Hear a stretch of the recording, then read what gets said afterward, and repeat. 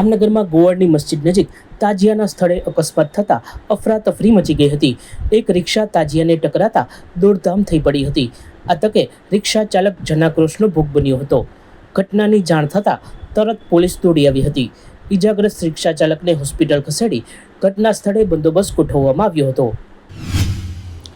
જામનગરમાં એક તરફ તાજિયા પડમાં આવ્યા હતા અને બીજી તરફ ચૂનાના ભઠ્ઠા વિસ્તારમાં એક દરગાહ નજીક બબાલ થઈ જતા ખળભળાટ થયો હતો। અમુક શખ્સો વચ્ચે હિંસા થતા પોલીસ ઘટના સ્થળે દોડી ગઈ હતી। 52 જમાતના પ્રમુખ જુમાભાઈ ખફી પણ પહોંચ્યા હતા। ઈજાગ્રસ્તોને હોસ્પિટલ ખસેડી ઘટના સ્થળે બંદોબસ્ત ગોઠવવામાં આવ્યો હતો। જામનગરમાં ગત રાત્રે સરૂ સેક્શન રોડ વિસ્તારમાં દેવાયતભાઈ વારોતરિયા નામના વૃદ્ધ પર જીવલેણ હુમલો થયો હતો। વૃદ્ધને ગંભીર હાલતમાં હોસ્પિટલ ખસેડાયા હતા, પરંતુ તેમને બચાવી ન શકાતા બનાવ હત્યામાં પલટાયો હતો।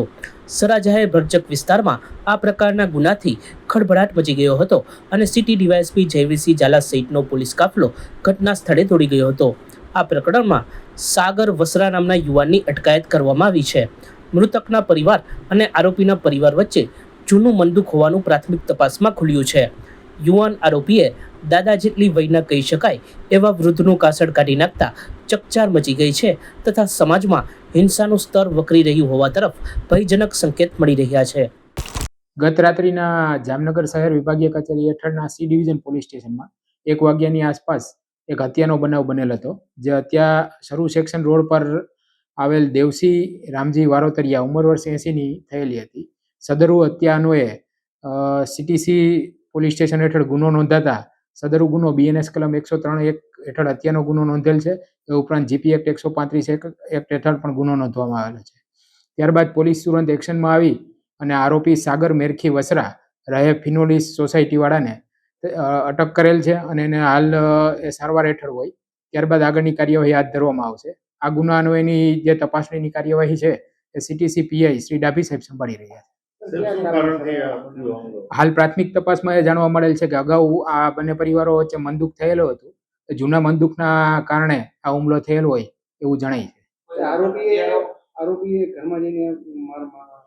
અગાઉ ઝપાઝપી કરેલી હતી, ત્યારબાદ આ બનાવ બનેલ છે એવું પ્રાથમિક તપાસમાં હાલ જણાય આવે છે। એક જ આરોપી છે। હથિયારની શોધખોળ હાલ ચાલુ છે। જામનગર પોલીસે 1999 સાલના લૂંટના ગુનામાં ફરાર આરોપીને મધ્યપ્રદેશથી ઝડપી લીધો છે।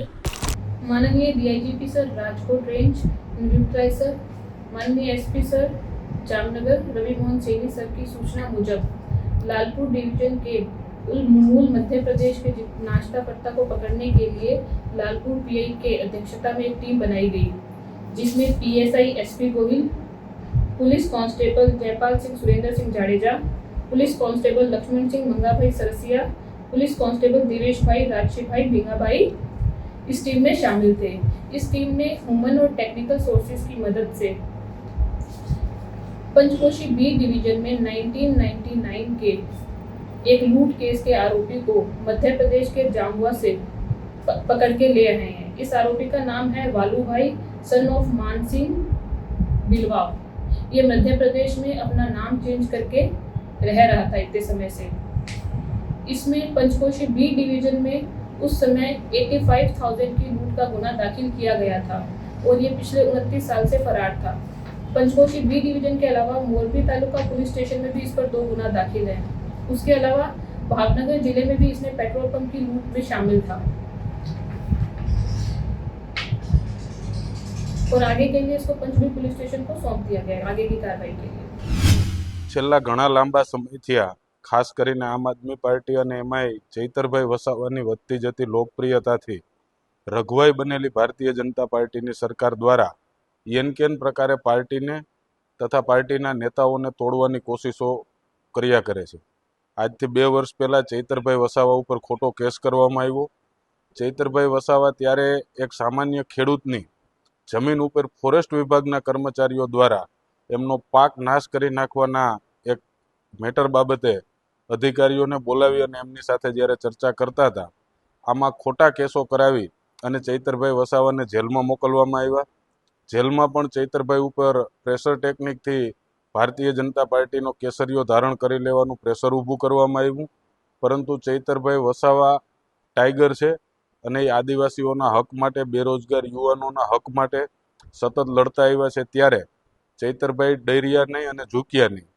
અંતે ભારતીય જનતા પાર્ટી દ્વારા પાછલી જિલ્લા તાલુકાની ચૂંટણીઓમાં પણ જે રિઝલ્ટો આવ્યા એમાં 13 જેટલા તાલુકાઓમાં આમ આદમી પાર્ટીની તાલુકા પંચાયત બની અને નર્મદાના જિલ્લામાં નર્મદા જિલ્લા પંચાયત પણ આમ આદમી પાર્ટીનું શાસન સ્થપાણું.